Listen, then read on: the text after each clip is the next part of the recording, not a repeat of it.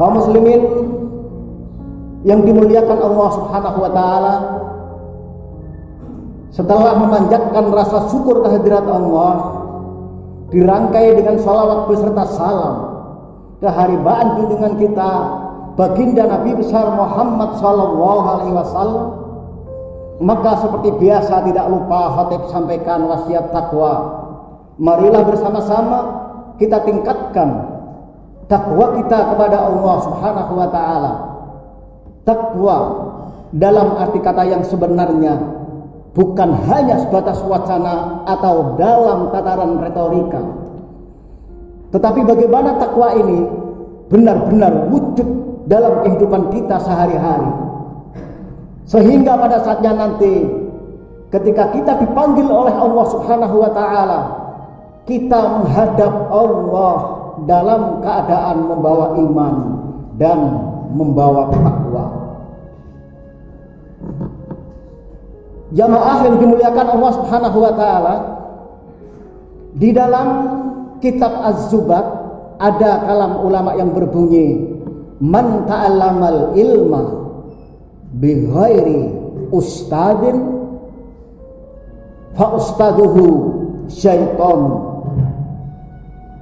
Artinya kurang lebih, barang siapa yang belajar ilmu agama khusus bi ghairi ustadin, dengan tidak dibimbing oleh seorang guru, fa ustaduhu syaitonun, maka gurunya adalah syaitan.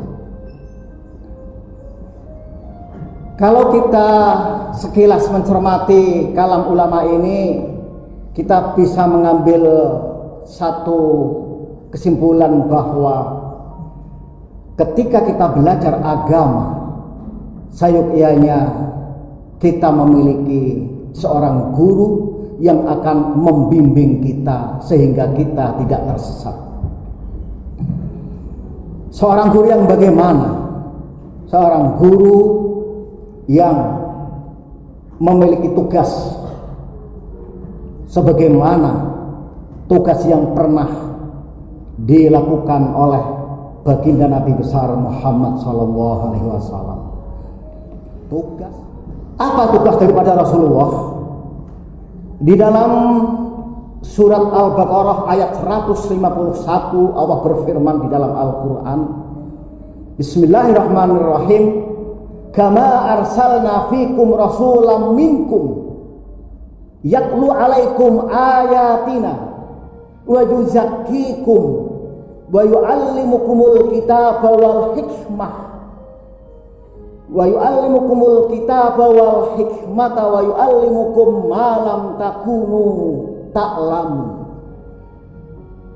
Kalau kita mencermati ayat ini, setidaknya ada 3 tugas daripada Rasulullah. Yang pertama adalah yatlu alaikum ayatina, membacakan ayat-ayat kami, disebut dengan tilawah.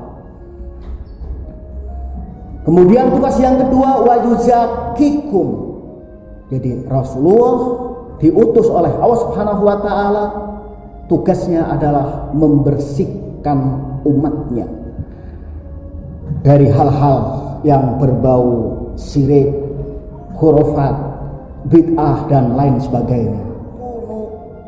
Yang ketiga adalah wa yu'allimukumul kitaba wal hikmah, mengajarkan kitab atau taklim. Jadi dari ayat ini kita bisa mengambil satu kesimpulan, tugas daripada Rasulullah ada 3. Yang pertama adalah tilawah, yang kedua tazkiyah, yang ketiga adalah taklim. Tilawah, tazkiyah, taklim. Nyata ketika Allah Subhanahu wa taala memberikan ilmu kepada Rasulullah melalui perantara, yaitu malaikat Jibril. Rasulullah diajari oleh malaikat Jibril tentang tilawah, tazkiyah dan taklim.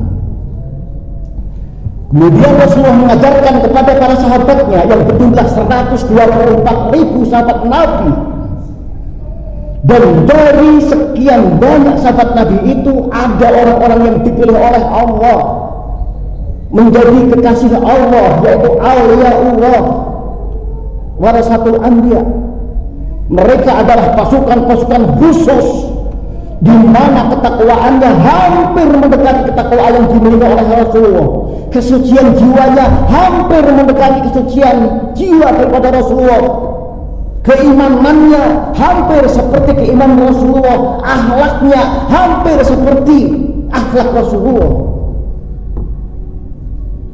Sebagai contoh misalnya sahabat Abu Bakar Siddiq.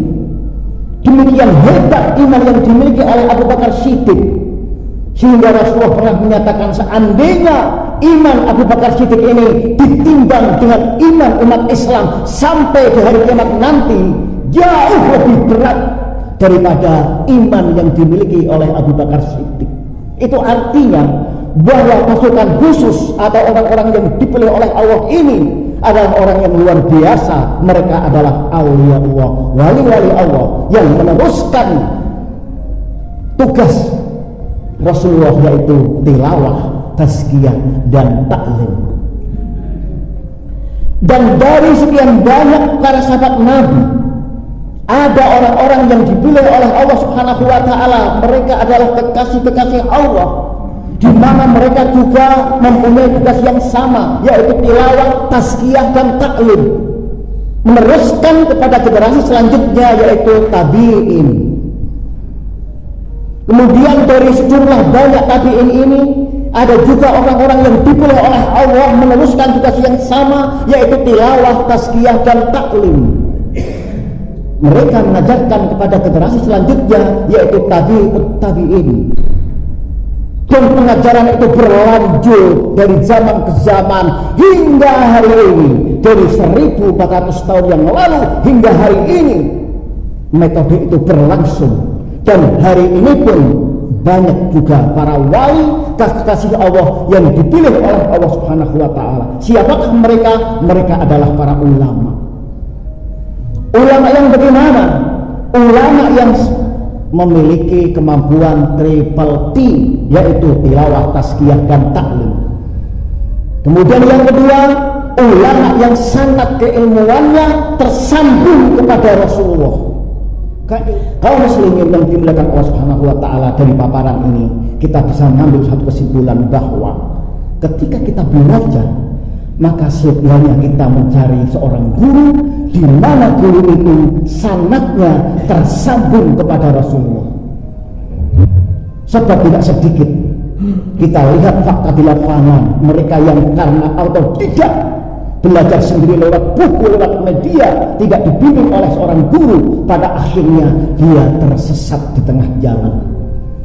Kita ambil contoh misalnya seperti di Bekasi. Dia memiliki jamaah yang banyak, kemudian dia tersesat di tengah jalan dan mengklaim dirinya bahwa dia adalah penjelmaan daripada Ruhul Kudus atau malaikat Jibril.